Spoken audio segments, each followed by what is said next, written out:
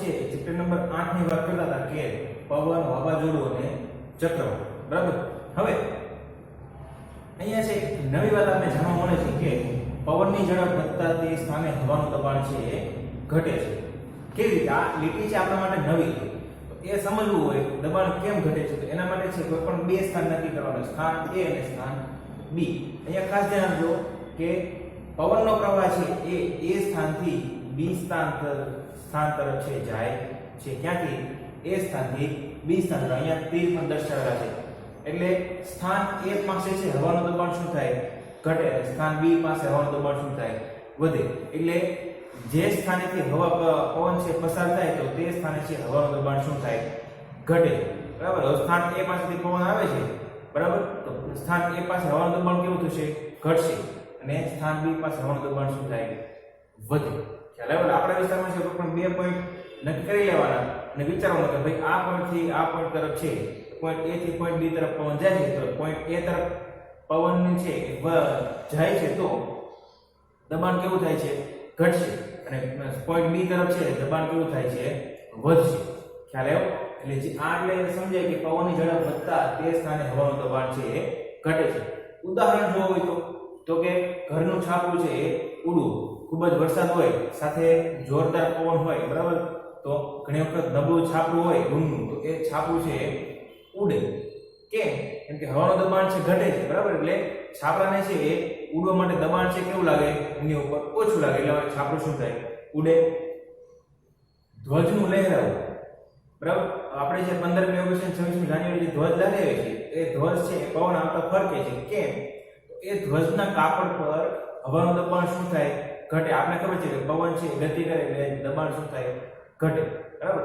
હવે એ ધ્વજના કાપડ પર જો હવાનું દબાણ લાગતું હોય, બરાબર, તો એ ધ્વજ છે લહેરાઈ શકે નહીં. પણ ધ્વજ પર છે એ હવાનું દબાણ કેવું થાય છે? ઘટે છે. જેના કારણે ધ્વજ છે શું થાય?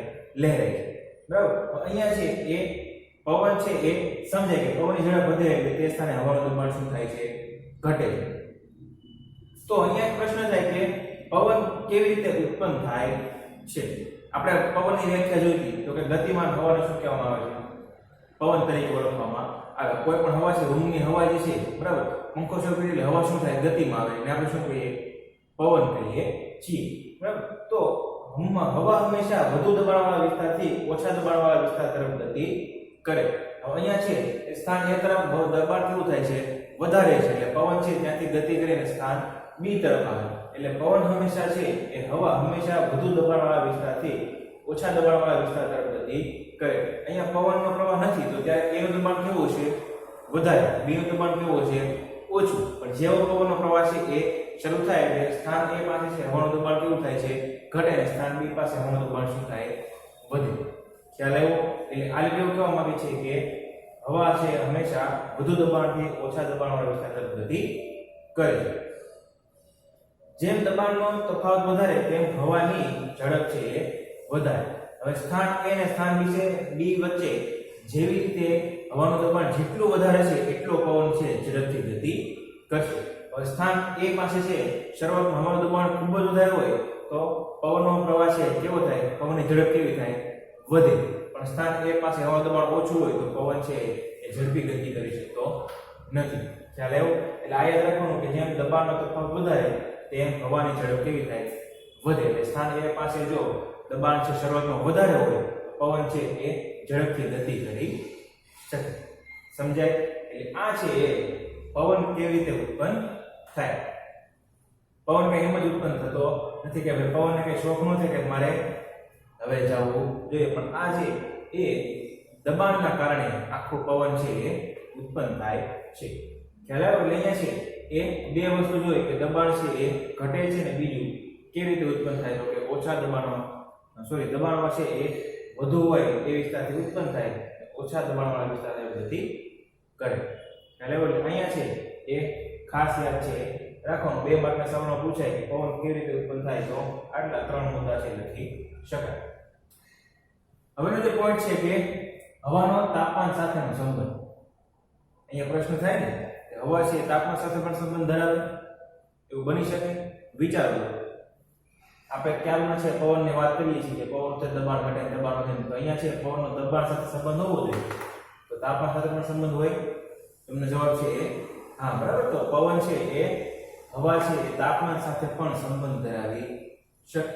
જાણવું હોય તો જુઓ. પ્રવૃત્તિ કરવાની છે, પ્રયોગ કરવાનો છે. પ્રયોગ કરતા આગળ કીધું ધ્યાન રાખવું છે કે દજાય નહીં. પ્રવૃત્તિમાં છે કઈ કઈ વસ્તુ જોશે આપણે? તો 3 પર્સનલ, 3 ટેસ્ટ ટ્યુબ, પાણી, બીકર અને ફુગ્ગા. કસનળી, બીકરની અંદરનું પાણી, બહારની સાઈડ છે પાત્ર એટલે કે બીકર, અને લાલ રંગ છે ફુગ્ગા. અહીંયા ફુગ્ગા છે લાલ રંગના છે, તમે કોઈ પણ રંગના ફુગ્ગા લઈ શકો. હવે કઈ વાત કરવાની છે? જો આકૃતિમાં દર્શાવેલ છે એ પ્રમાણે તમે ગોઠવી શકો. બીકરની અંદર પાણી ભરવાનું છે. પાણીમાં છે એ કસનળીના મુખ પાસે ફુગ્ગો છે લગાવવાનો છે, બરાબર. ફુગ્ગો લગાવી જાય એટલે કસનળીમાં છે પાણીમાં રાખવાની છે. આવા 3 સેટ તૈયાર કરવાના છે, 1 2 અને 3. કરવાનું શું છે? પેલું બીકર છે તો પેલા બીકરમાં છે સામાન્ય તાપમાનનું પાણી, નળનું પાણી છે ભરવાનું છે પેલા બીકરમાં. બીજા બીકરમાં ઉકાળેલું ગરમ પાણી છે, વરાળ નીકળતું એવું પાણી છે ભરવાનું છે. ત્રીજા બીકરમાં છે બરફનું, ફ્રીઝરમાંથી બરફ કાઢીને એ પાણી છે મૂકવાનું છે. ત્યારબાદ અવલોકન કરવાનું છે કે ત્રણેય ફુગ્ગાના કદમાં કઈ ફેરફાર થાય, બરાબર. પ્રયોગ કરશો પછી ખ્યાલ આવશે. તો સામાન્ય તાપમાનવાળું પાણી છે તો એ પાણીમાં આપણે પ્રશ્નને મૂકીએ તો એમના ફુગ્ગાના કદના આકારમાં કોઈ ફેરફાર થવાનો નથી. ગરમ પાણીમાં મૂકીએ એટલે ફુગ્ગો છે શું થાય? પ્રમાણમાં અંદર છે હવા ભરાય. હવા ક્યાંથી આવે છે એ હમણાં સમજો. ત્રીજી કસનળી છે ઠંડા પાણીમાં આપણે મૂકેલી છે, બરાબર. તો ઠંડુ પાણી જે છે એ કસનળી છે, તે કસનળીમાં ફુગ્ગો છે સંકોચાય છે. આ 3 માં છે એ કઈક તથ્ય રહેલું છે, કઈક એવી વાત છે કે જેના કારણે ફુગ્ગો છે ફૂલે છે, સંકોચાય છે. સામાન્ય પાણી છે તેમાં કોઈ ફેરફાર થતો નથી, કદમાં કોઈ ફેરફાર થતો નથી. ગરમ પાણીમાં મૂકી છે તો ફુગ્ગો છે ફૂલે છે. એનું કારણ શું છે? તો હંમેશા છે એ કોઈ પણ વસ્તુને અથવા કોઈ પણ પદાર્થને છે આપણે ગરમ કરીએ તો કદમાં છે એ વધારો થાય. અહીંયા પાણીની વાત કરીએ છીએ, બરાબર, હવાની વાત કરીએ છીએ તો એ સમજો કે જ્યારે પણ હવા ગરમ થાય છે, બરાબર, તો એ સમયે શું થાય છે? કદ છે એ વધે. કેમ? અહીંયા જુઓ કે ગરમ થતા હવાના અણુઓ ગતિ ઉર્જા મેળવે, જેના કારણે કદમાં છે વધારો થાય. હવે હવા છે એ અણુઓની બનેલી છે. જેવો હવા છે ગરમ થાય એટલે અણુઓ છે ગતિ ઉર્જા મેળવે. ગતિ ઉર્જા મેળવે એટલે એમના કદમાં શું થાય? વધારો થાય. આ વસ્તુ છે ખાલી જાણકારી માટે છે, તમારા કોર્સમાં નથી. વધુ જાણકારી છે એ આગળના ધોરણમાં જાણવા મળશે. અહીંયા છે ખાલી યાદ રાખવાનું કે અણુ છે એ ગતિ ઉર્જા મેળવે, જેના કારણે કદ છે અહીં હવાનું કદ વધે ને તો જ ફુગ્ગો છે ફૂલે. ખ્યાલ આવ્યો? બીજું, ઠંડા પાણીમાં છે તો ફુગ્ગો શું થાય છે? સંકોચાય છે. કેમ? ઠંડા પાણીમાં જ્યારે મૂકે ત્યારે કદમાં શું થાય? ઘટાડો થાય. હવાના કદમાં ઘટાડો થાય. ઘટાડો થાય એટલે ફુગ્ગો છે એ સંકોચે. સમજાય? એટલે ગરમ પાણીમાં ફુગ્ગો શા માટે ફૂલે છે? તો કે હવાનું કદ છે વધે એટલા માટે.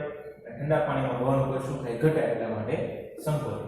બરાબર. જ્યારે સામાન્ય તાપમાનવાળું પાણી છે તો એમાં કોઈ ક્રિયા જોવા મળતી નથી. એટલે અહીંયા છે એક વસ્તુ યાદ રાખવાની, હંમેશા ગરમ થવાથી હવાનું કદ છે એ વધે છે. સામાન્ય ઉદાહરણ જોવું હોય તો આપણે ઉત્તરાયણે જે ગુબ્બારા ચડાવીએ છીએ આકાશમાં, બરાબર, નીચેના ભાગમાં શું કરીએ? મીણ છે એ સળગાવે. મીણ સળગે એટલે અમુક સમય થાય એટલે અંદર છે ધુમાડો ભરાય. ધુમાડો ભરાય એટલે ગુબ્બારો છે આપોઆપ છે હવામાં ઉપર ચડે. કેમ ચડે? અહીંયા મેં શું કીધું? ગરમ થવાથી હવાનું કદ છે વધે છે અને ગતિ ઉર્જા મેળવે. તો જેવો આપણે ગુબ્બારો છે ફૂલાવીએ છીએ, બરાબર, અંદરના ભાગમાં મીણ જે છે એ ગરમ ધુમાડો ઉત્પન્ન કરે. ગરમ હવા છે હંમેશા ઉપર તરફ ગતિ કરે. એના કારણે અંદર ગુબ્બારામાં છે હવા ભરાય કે જેનું કદ છે કેવું થાય? વધારે હોય. ગરમ હવા છે હંમેશા વજનમાં કેવી હોવાની છે? હલકી. આપણે આગળ જોઈએ તો એમના કારણે ગુબ્બારો છે હવામાં ઉપર તરફ ગતિ કરે. એનું છે બીજું ઉદાહરણ. તો અહીંયા છે પૃથ્વી સપાટી અસમાન ગરમ થવાથી પવન ઉત્પન્ન થાય છે. આપણે ખબર છે કે પૃથ્વી સપાટીમાં છે વિષુવવૃત્ત છે, ઉપર ધ્રુવ પ્રદેશ બંને બાજુ, ઉપર અને નીચે વચ્ચેના ભાગમાં છે એ વિષુવવૃત્ત. તો એમની કારણે કંઈક એવા પ્રકારનો છે એ તાપમાન ઉત્પન્ન થાય કે જેના કારણે પવન છે એ ઉત્પન્ન થાય છે. અહીંયા છે પૃથ્વી સપાટી અસમાન ગરમ થવાથી પૃથ્વી સપાટી પર પવન છે ઉત્પન્ન થાય છે. ખ્યાલ આવ્યો? એટલે અહીંયા છે આ પ્રયોગમાં છે ખાસ સમજી શકાય કે હવાનો છે તાપમાન સાથે સંબંધ. કે ગરમ પાણી છે તો ફુગ્ગો છે ફૂલે છે અને ઠંડુ પાણી છે ફુગ્ગો છે એ શું થાય? સંકોચે છે. ખ્યાલ આવ્યો? એટલે અહીંયા છે આ પાઠ છે એ પૂરો થાય કે ભાઈ હવા છે એ તાપમાન સાથે પણ સંબંધ ધરાવી શકે. નમસ્કાર.